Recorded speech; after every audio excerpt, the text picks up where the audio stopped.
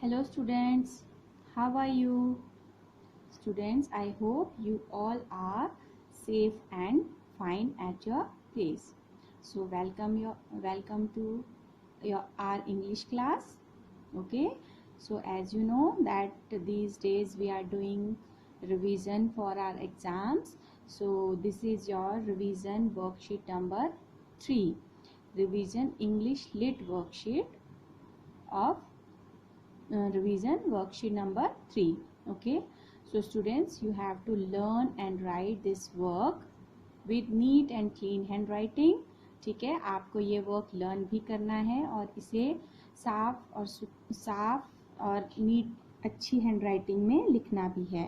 ठीक है, और जो वीडियो लेक्चर है आपको जो अगर इस वर्कशीट को किस तरह से आपको करना है, किस क्वेश्चन का क्या आंसर है, ये सब अगर आपको पता नहीं चल रहा है तो उसके लिए आपको वीडियो को देखना है, क्योंकि वीडियो में मैम आपको सारे आंसर्स बताती हैं. ठीक है, next is this work will be submitted, और ये जो वर्क है इसको आपको सबमिट भी करना है. ठीक है students, so now first question is write T for true statement and F for false statements. Means यहाँ पर कुछ स्टेटमेंट्स दी गई हैं, उनमें जो स्टेटमेंट ठीक हो गई, ट्रू होगी, उसको हम उसके आगे हम यहाँ पर टी लिखेंगे, और जो स्टेटमेंट फॉल्स होगी, गलत होगी, उसके आगे हम एफ लिखेंगे. ठीक है, तो अब हम देखते हैं. हमारी फर्स्ट स्टेटमेंट है there were 15 creatures in the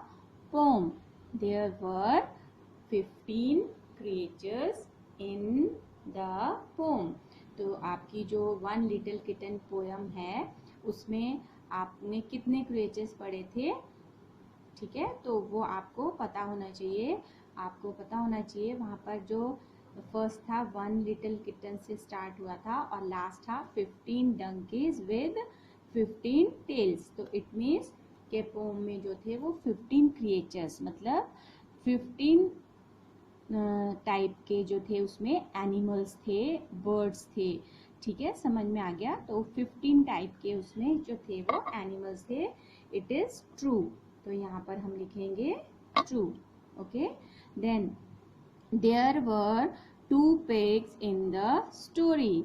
तो ये आपकी स्टोरी है, जो आपकी स्टोरी थी 3 लिटिल पिग्स वाली, ये वो वाली स्टोरी है. इसमें आपको पता होना चाहिए कि वहाँ पर कितने पिग थे.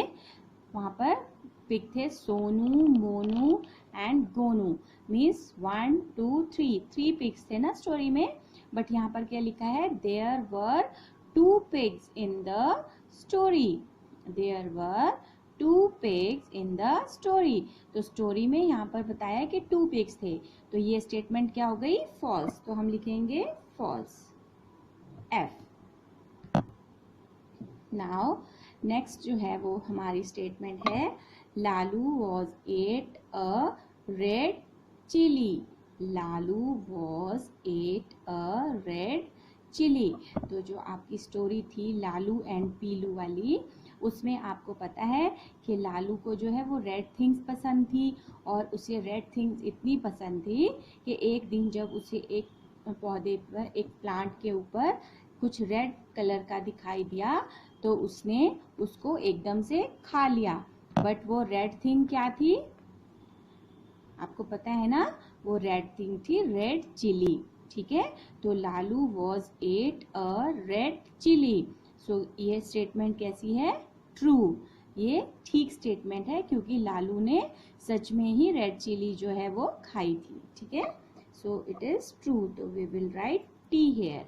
Okay, now next is one day Bubble, Straw and Shoe went to a forest. One day Bubble, Straw and Shoe went to a forest. तो इसमें क्या था, जो आपकी the bubble, the straw and the shoe वाली story थी, उसमें आपको पता है कि एक दिन वो ये बोल रहे हैं कि वो एक दिन जंगल में जा रहे थे. तो आपको पता है, इज इट ट्रू और false? Yes, tell me. Yes, you are right. It is true statement. Why? Because they were went to the jungle. वो जंगल जा रहे थे, तभी तो उनको वहाँ पर रिवर मिली थी और उन्हें उसको रिवर को क्रॉस करना था, है ना. तो दिस स्टेटमेंट इज ट्रू. तो we will write T here. Okay. Now next is Pilu's mouth was started burning. Pilu's mouth was started burning. Is Pilu's mouth was started burning? क्या पीलू का माउथ जल रहा था? रेड चिली किसने खाई थी? Have you remember that? Who ate red chilli? It was Lalu. Yes, you are right. Lalu ने खाई थी ना रेड चिली. तो whose mouth was start burning? It's Lalu, not Pilu. So this statement is wrong. तो we will write false here. Okay, now next is write the missing letters. Here are some letters are missing in these words. So we will put that missing letters. So first is f dash o dash t. तो यहाँ पर होगा फ ल o t, float. Okay, float. Then k e t e dash, ki. t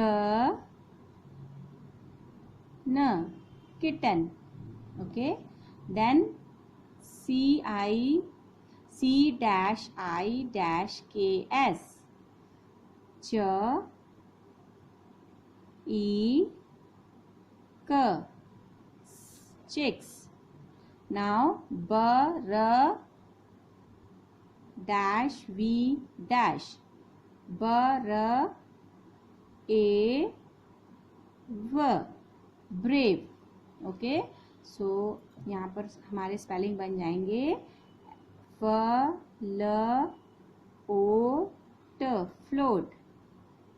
क ई ट न, kitten. Then ch e x, chicks. Then b r a v, brave. Okay. Now next is write the meaning of the following words.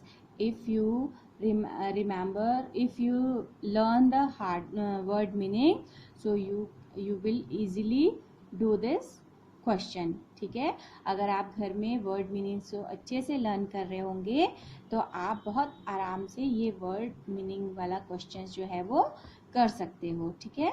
So first word is screamed. Where it word comes? ये word कौन से chapter में आया था? Have you remember that? Lalu screamed. what is screamed? Screamed is cried out loudly. Cried out loudly मतलब जोर से चिल्लाना, जोर से रोना. Okay. Then kitten. as you know, a baby cat. ठीक है. जो कैट होता है उसके बेबी को हम बोलते हैं kitten. Then plant. Plant means uproot.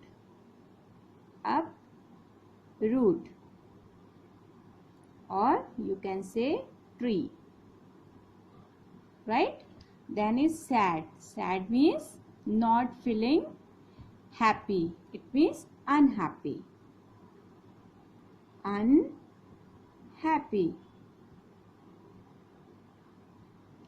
Means unhappy. So this is your revision worksheet number 3, and these are the true false, and these are the some missing letters and some word meanings. So student, this type of questions will come there in your exam paper. So these statements or these words or these word meanings will be the change, but the question will be the same.